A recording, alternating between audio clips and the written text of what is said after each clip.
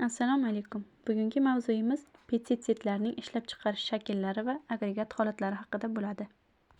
Pestitsidlarni preparat shakllari va ularni qo'llash usullari.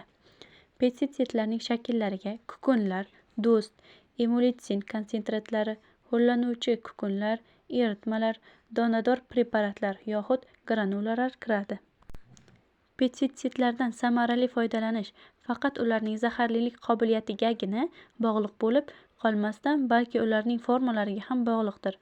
Amaliy qo'llanish jarayonida pestitsidlarning preparativ formalari quyidagi ko'rinishda bo'ladi. Changlash uchun yoki urug'larni quruq doralashda do'stlardan foydalaniladi. Ho'llanuvchi kukun suv bilan yaxshi turg'un suspenziya hosil qiladi.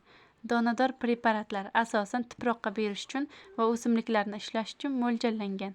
Organik erituvchilar faqat suvdagi eritmalar, konsentrat va emulsiyalar hisoblanadi.